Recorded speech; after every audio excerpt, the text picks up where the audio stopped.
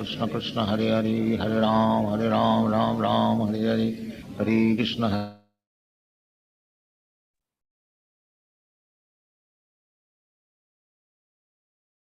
Hare Krishna devotees, please accept my humble obeisances. All Gurus, Sri Prabhupada and Guru Maharaj. Richa Mati, when are you ready, we can start, Mati. Yes, Prabhuji. Hare Krishna. Prabhuji, I'm not able to share the screen. Oh, okay, sure, Mati. Let me make you co-host. Then 1 second.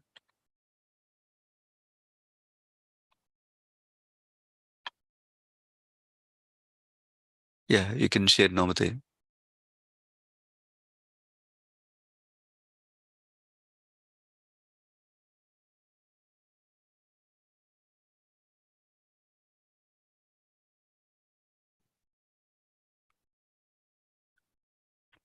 Yeah, is it working for you, Mati?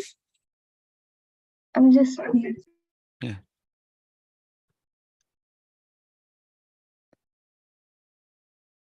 Yeah, if it's not working, Krishna Venu Prabhu also can help. Yeah, if needed, I can also share, Mataji.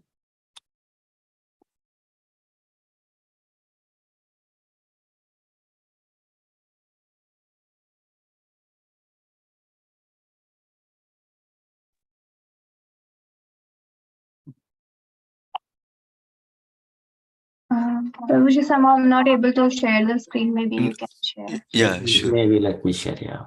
Thank you, Prabhu. Yeah. So are you all able to see the screen that I'm sharing? Yes, Prabhuji. Okay. Okay. Om Namo Bhagavate Vasudevaya. Om Namo Bhagavate Vasudevaya. Om Namo Bhagavate Vasudevaya. Narayam Namaskritya Naram Chaiva Narottamam Devim Saraswatim Vyasam Tato Jayamudrayate. नास्ते प्रयास अभद्रेषु नित्यं भागवत सेवया भगवते उत्तम श्लोके भक्तिर्भवति नास्तिका. Chapter 7. Further inquiries by Vidura. Text 1. Shri Sukadev Goswami said, O king, while Maitra the great sage was thus speaking, Vidura, the learned son of Devipayan Vyasa, expressed a request in a pleasing manner by asking this question. Text 2. Sri Vidura said, O great Brahman, since the Supreme Personality of Godhead is the complete spiritual whole and is unchangeable, how is he connected with the material modes of nature and their activities? If this is his pastime, how do the activities of the unchangeable take place and exhibit qualities without the mode of nature? Text 3. Boys are enthusiastic to play with other boys or with various diversions because they are encouraged by desire, but there is no possibility of such desire for the Lord because he is self-satisfied and detached from everything at all times. Text 4. By his self-sheltered potency of the three modes of material nature, the Lord has caused the creation of this universe. By her, he maintains the creation and conversely dissolves it again and again. Text 5. The pure soul is pure consciousness and is never out of consciousness, either due to circumstances, time, situation, dreams, or other causes. How then does he become engaged in any science? Text 6. The Lord, as the super soul, is situated in every living being's heart. Why then do the living entities' activities result in misfortune and misery? Text 7. O great and learned one, my mind is greatly illusioned by the distress of this new science, and I therefore request you to clear it up.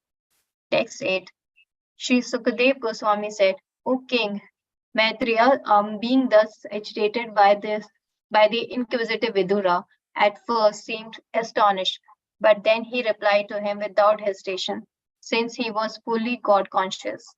Text 9. Sri Maitreya said, certain conditioned souls put forward the theory that the Supreme Brahman or the personality of Godhead is overcome by illusion or Maya, and at the same time they maintain that he is unconditioned. This is against all logic. Text 8. The living entity is in distress regarding his self-identity. He has no factual background, like a man who dreams that he sees his head cut off. Text 11. As a moon reflected on water appeals on to the seer to tremble due to being associated with the quality of the water, so the self associated with matter appears to be qualified as matter. Text 12. But that misconception of self-identity can be diminished gradually by the mercy of the personality of Godhead, Vasudev, through the process of devotional service to the Lord in the mode of detachment. Text 13. When the senses are satisfied in the seer supersoul, the personality of Godhead, and merged in him, all miseries are completely vanquished as after a sound sleep. Text 14. Simply by chanting and hearing of the transcendental name, form, etc. of the personality of Godhead, Sri Krishna one can achieve the cessation of unlimited miserable conditions. Therefore, what to speak of those who have attained attraction for serving the flavor of the dust of the Lord's lotus feet?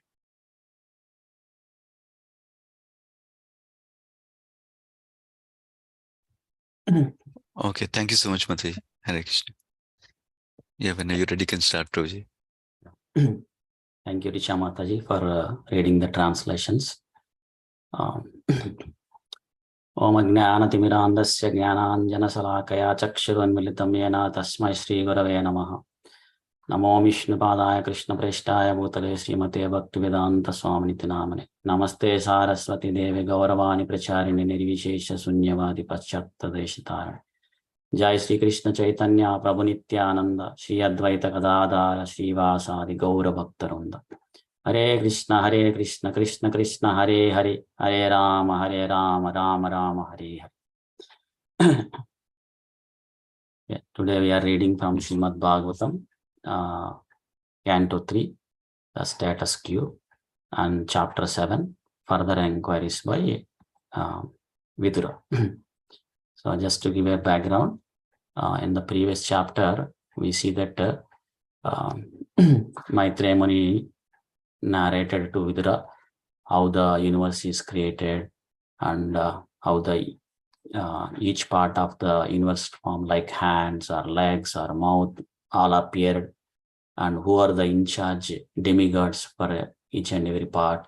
And he also talked about Varnashrama representation of the universal form. So those kind of things. And in this chapter, we see Vidura is asking many questions. And he wanted to know about the demigods, Manus, and their descendants. And he wanted to know about the time calculations in different planets and about the different divisions of the human society and different sacrifices and different penances. So those kind of things. So today we'll go through the slokas from 1 to 14. And in the sloka 1, Sukadeva Goswami is mentioning to Parikshit Maharaj. So here we see that Vidura is mentioned as the son of Vyasadeva. And another point is Vidura is asking all these questions in a pleasing manner. So these are the 2 points. So one is mentioned as the son of Vyasa Bhagavan. So we all know that Vidura is the son of Vyasadeva, and he was born through the maid servant of Queen Ambika and Vyasadeva. So on the request of Vyasadev's mother, Satyavati, Vyasadeva got Vidura from the womb of the maid servant of Queen Ambika. And the other point is Vidura is asking all these questions in a pleasing manner, so not in a challenging mode. And this is the process of receiving the spiritual knowledge, of course, any knowledge. So in Bhagavad Gita, Krishna also mentions that pariprasnena sevaya. So, when we are asking questions, it should be very submissively, that submissive manner. One should ask questions in a submissive manner. And sevaya, and also try to serve that personality, especially spiritual knowledge. So that way the Jnaninas Tattvadarshinaha. So the self-realized soul can impart that knowledge to the person who is seeking it. And this inquiry is also very important when one gets human body, because it's one's responsibility to gain the spiritual knowledge like who am I, where did I came from, where I am going to go after leaving this body. So why I'm forced to go through the so much suffering, janma, mrityu, jara, vyadhi. So those kind of things. So that way, one would be able to achieve the higher goal of the human life. So, so Vidura is showing through his own example here, like how to ask the questions, especially the spiritual questions, to a great saintly personalities. So he's approaching Maitreya Muni and he's humbly inquiring from Maitreya Muni. So that's one thing that we can understand from here. And then the second sloka, so Vidura is asking questions here. So the Supreme Personality of Godhead is complete spiritual whole and unchangeable. And but he's asking how he is connected to the three material modes of nature and their activities. So he wants to know how do the activities of the unchangeable take place and exhibit qualities without the modes of nature. So Prabhupada mentions in the purport that generally the calculation of the less intelligent philosophers is they consider Supreme Lord Krishna is also same as the living entity. So the conditioned soul in this material world. So that's why Vidura is asking all these questions so that Maitreya Muni would clear up all those misconceptions. Like when the Lord descends on this earth, so he is not subjected by the influence of the three modes, the material nature. So like an ordinary living entity. So then we see Vidura mentioned here, the Supreme Lord as the complete spiritual whole. And he has the unchangeable. So he is running all this material nature through his unlimited energies. One of them is the material energy. So he creates temporary things and permanent things. Like the temporary things are this material world. So this material world will be created, all these universes will be created and maintained for some time and then annihilated. And similarly, he has created the permanent things, which is the spiritual world. So, but when he comes into this material world, he is not subjugated by these three modes of the material nature. Like Prabhupada many times gives the exact example, like, the restrictions of the prison is for the persons who are in the who are arrested, like the prisoners, but not to the king who sometimes visits out of his own will to see how the presence is working on, like that. So similarly, Krishna, because he is the owner of everything, so when he comes into this material world, so he is not impacted or he is not affected by these three material modes. And Krishna also mentions in Bhagavad Gita the reason why he comes, like to establish dharma, to annihilate the demons, to protect the devotees, and most important, he performs so many wonderful pastimes so that we all can be attracted to hearing those pastimes to Krishna, and then we can take up this path of bhakti by the instruction that he has given, and then make our human life successful. And in the third sloka, we see that Vidura is mentioning that so generally anybody in this material world, like boys, are enthusiastic to play with other boys because they are encouraged by desires. But the Supreme Lord, there is no possibility of such desires. He is self-satisfied. Because in this world, we see that, everybody is working very hard to fulfill, because they have some desires and they want to fulfill those desires. But Krishna is self-satisfied, Atma Rama. So, and everything is coming from him only. So even if he is associating with something, either in this material world or in the spiritual world, so he is associating with himself only. So because everything is created by him only. And we see in this sloka fourth that his self-sheltered potency of the three modes of material nature, that is the one that causes the creation of this universe. So he maintains this creation and dissolves it again and again. So Vidura is mentioning here that the material energy takes shelter of Krishna, as Krishna also mentions in Bhagavad Gita, because you see here, the self-sheltered potency of the three modes. So this material energy takes shelter of the shelter of Krishna. So as Krishna mentions in Bhagavad Gita, Maya Dekshana Prakriti Suyate Sachara Achara, like that. So the material nature is working under Krishna's direction, which consists of three modes, Sattva, Raja, Tamo Gunas. So all the living entities, the conditioned living entities in this material world, they are bound by these three modes. So the living entity activities or qualities, they all depend on these three modes, these three gunas. So which Krishna talked about these three modes in Bhagavad Gita also, many points. And like the analogy is given, like, how a prisoner is shackled by the chains.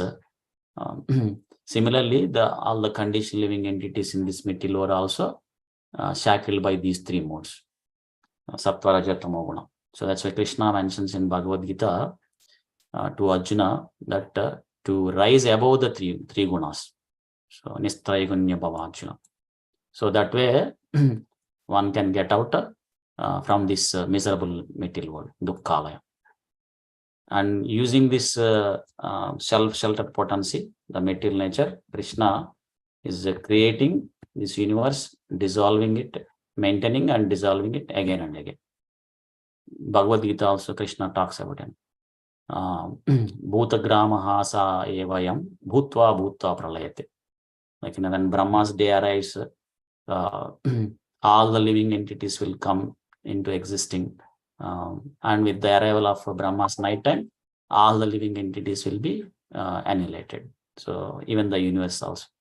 Bhutva bhutva pralayate.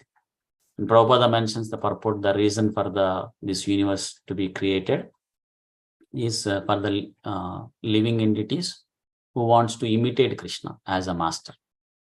So that, and the reason they want to imitate as a master is because the living entities are bewildered by the illusion energy, and they think themselves part of this material creation because they forgot their spiritual identity, and due to that they become entangled by these material activities, life after life. And in the sloka 5, Vidura is asking that, the pure soul is a pure consciousness. And how then does he become engaged in nescience? And Prabhupada mentions in the purport that the consciousness of the living being, the pure soul, is pure consciousness. So it's always present and never change. It's like when a living man, when he moves from one place to another, his consciousness that he is changing the position. So then Vidura is asking, then how does he become engaged in nescience? So how does he forget his real position, that he is the part and parcel of Krishna? And here Prabhupada mentions in the purport that it is because they are influenced by nescience, ignorance, or avidya potency. So that's why, because they are influenced by this ignorance, they can never become equal to Supreme Lord, because they are under the influence. They are coming under the influence of the ignorance. And then next sloka, Vidura is asking, like, because the super soul is situated in every living being heart. So how come the living entities' activities results in misfortune and misery? So in this material world, everyone is going through the misery, right? So even though the super soul is along with the individual soul in the heart of the gross body, so how come the living entities are going through misfortune and misery?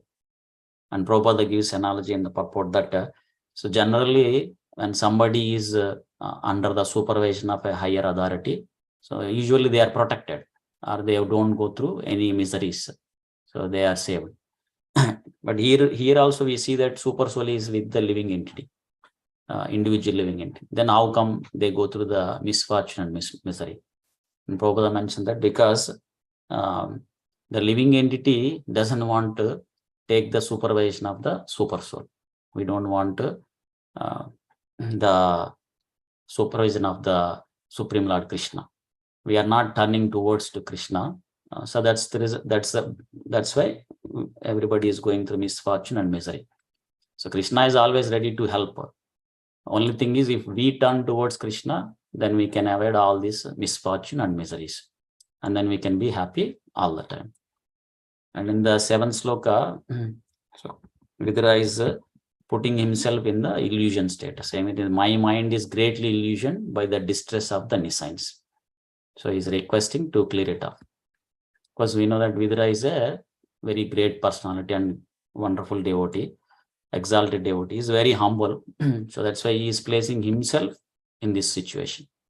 Like how Arjuna was placed in illusion so that Krishna can speak Bhagavad Gita. So similarly, these great personalities, they are placed, or they will place themselves into the illusion state so that this wonderful knowledge can come out, and we all can take the benefit of it, out of it. So it will help all of us, so that someone who is not into the path of devotional service, they can be connected, they can take up the process of Krishna consciousness, or who is practicing the path of bhakti, Krishna consciousness, their faith becomes strong, and then their determination to progress or to practice this process of bhakti will become strong, and they can continue with great determination.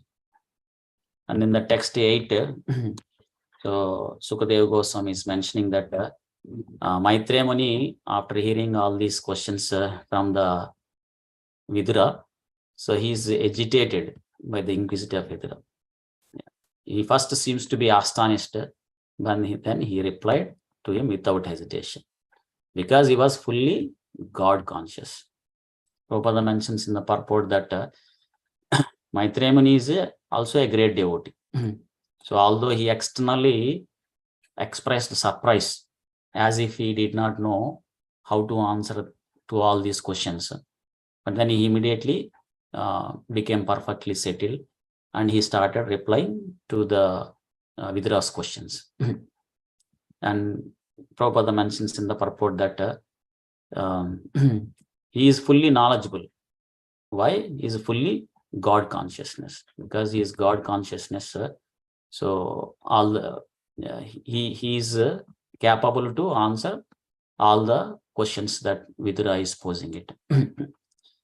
So when one becomes a devotee, then Krishna would reveal the knowledge, whatever the knowledge that he requires to preach Krishna consciousness, it will be revealed to him. Krishna also says in Bhagavad Gita, like bhaktyamam abhijanate, like, so one can understand the Supreme Lord as he is only through devotional service, or one can receive the knowledge of this higher spiritual knowledge only through the process of bhakti. So the perfect knowledge. So since Maitreya Muni is fully God consciousness or a great devotee, so he is in full of knowledge.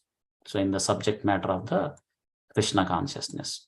So he can be able to explain to Vidura or anyone who is interested in knowing or progressing the path of Krishna consciousness.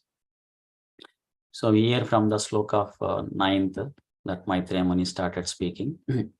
So Maitreya is saying that some conditioned souls, they put forward that the Supreme is Brahman and he is overcome by illusion or Maya. And at the same time, they maintain that he is unconditioned. So that's against all logic. And some of the Mayavadi philosophers, we know that, they say that, Krishna also overcome by illusion, like all of us. But in the previous chapter, if we hear that, we see that, when Vyasadeva meditated upon the Supreme Lord Krishna, he saw Krishna with his material energy or illusion energy, which is in the backside. So Krishna's backside is the illusion energy.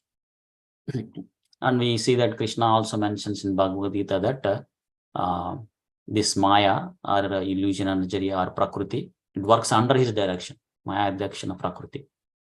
So Krishna has unlimited energies like Parasya Shaktir Vividhaiva Shruyate, and one of them is this external energy or Maya.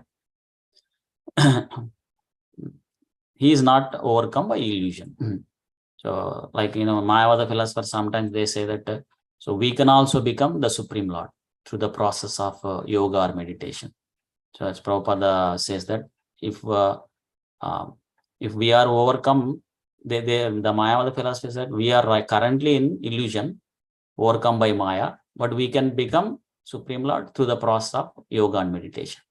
Prabhupada says that if we are already overcome by illusion or Maya, then how can we are the Supreme Lord? So the Maya becomes the Supreme Lord, am I right? So not the individual living entity. So because the Supreme Lord is never overcome by Maya, in fact, it works under his direction. So that's why we cannot become as the Supreme Lord. We can only revive our godly qualities. So we cannot become the Supreme Lord, but we can revive the godly qualities. And then the text 10, Maitreya Muni is saying that the living entity is in distress regarding his self-identity. Like he has no factual background, like a man who dreams that he sees his head cut off. And Prabhupada gives analogy that, sometimes in the school, a teacher can threaten the student that he will cut off his head if he doesn't behave properly, or he doesn't do homework, or he will punish it severely like that, so that the child can become frightened, and then he will stop his mischief behavior, or he will do the necessary homework that he has to complete it. So similarly, the pure spirit soul also, he is distress in regarding his self-identity. So he has these misconceptions. So that's the reason he is going through the miseries. So life after life, the conditioned living entity, so he's falsely trying to lord over on the material nature. So, but there is no tangible result, or he is not happy. So when he frustrated with trying to work hard and become happy, so then what he does is he tries to become one with the Supreme Lord, and that also is not successful. So that's why when one becomes sincere and serious in the path of Krishna consciousness, then they will understand that they are the pure spirit soul, not the gross body or subtle body. And then in the sloka 11th, Maitreya Muni is saying that as the moon reflected in water, it appears that it is trembling due to being associated with the quality of the water. So similarly, the individual living entity, because of association with the matter,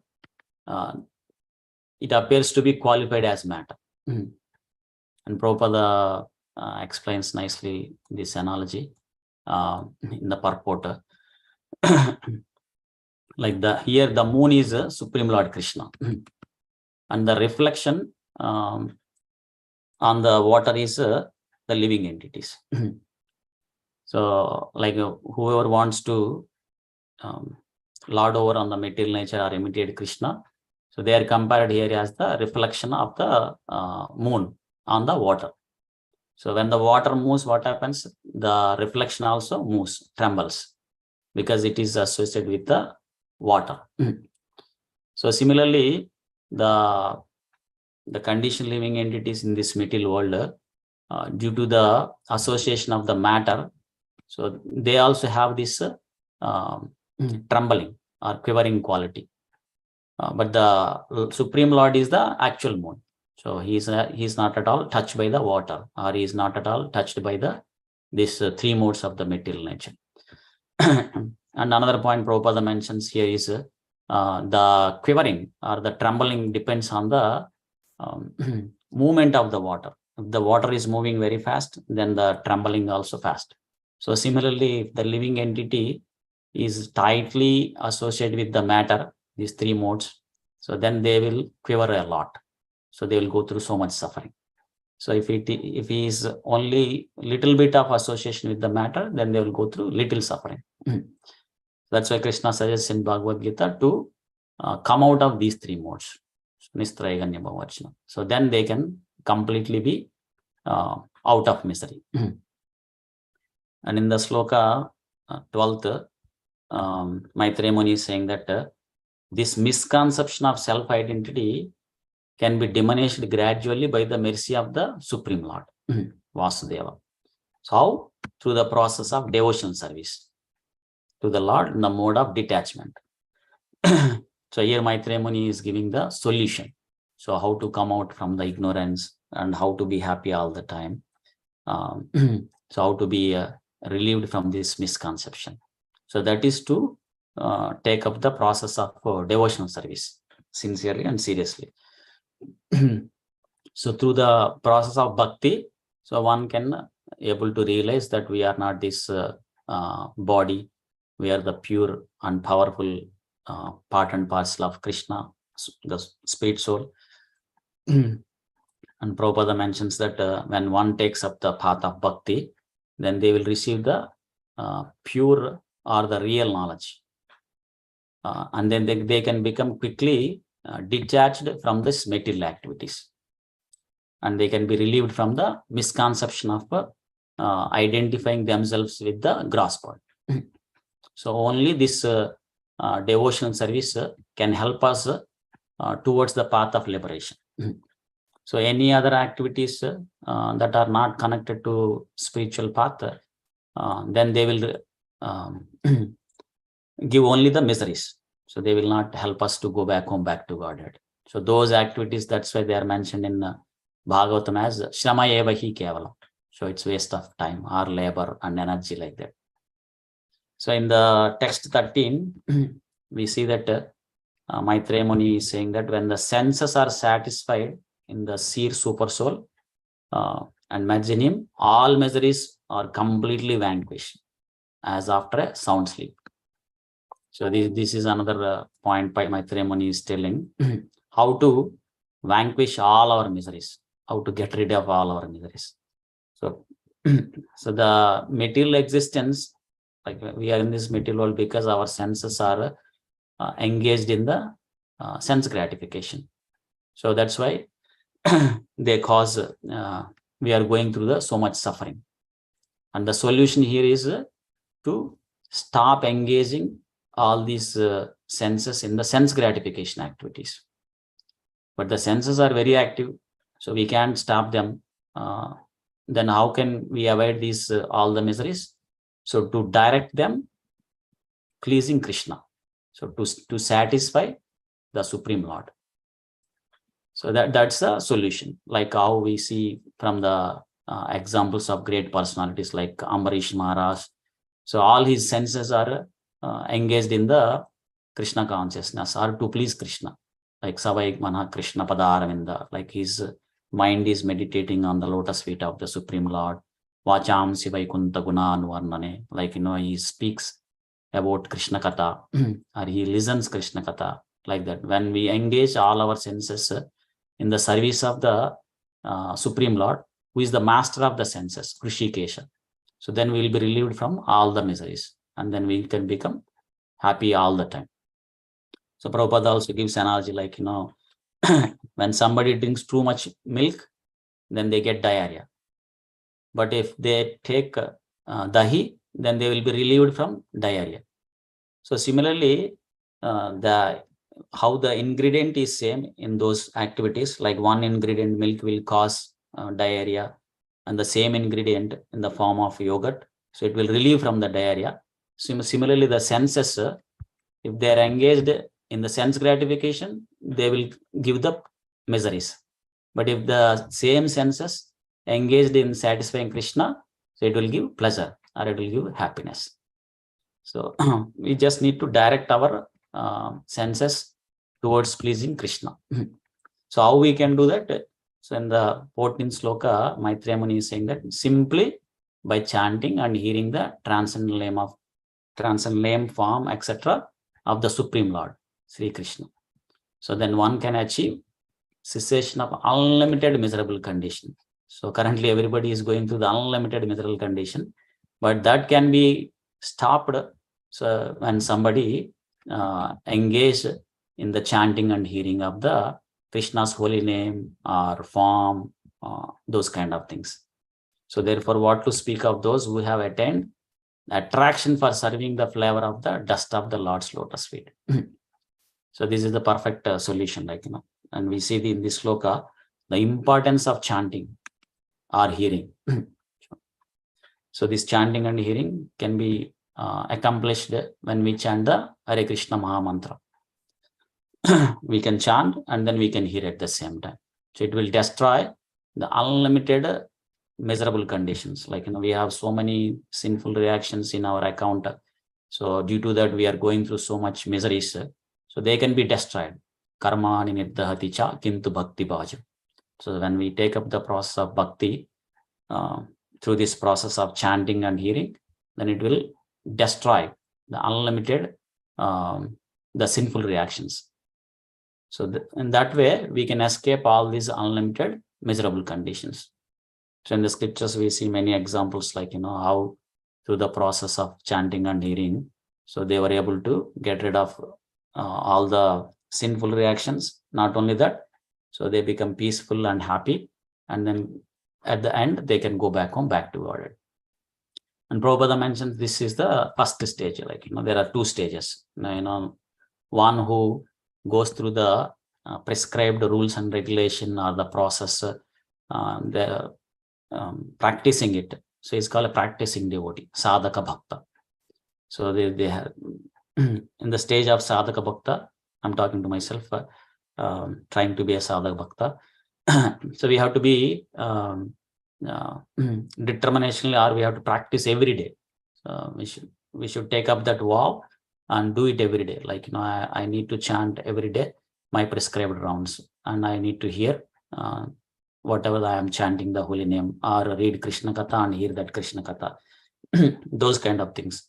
And also follow the 4 regulative principles, like Prabhupada gave: no meditating, no gambling, no intoxication, no illicit sex, those kind of things. So we have to follow whether we like it or not. So that's called sadhaka bhakta, practicing devotee. So after a matured state, then they will become as a raga bhakta. So spontaneously they are attracted to the Supreme Lord. So that's why Maitreya Muni is saying that the people who are in the process of sadhaka bhakta, they can avoid so much unlimited miserable conditions and be happy. Then what to speak of those who have attained attraction, the spontaneous attraction to serve the Supreme Lord. So this, by practicing this sadhaka bhakta, then one may gradually rise to the point of raga bhakta. So especially this is very much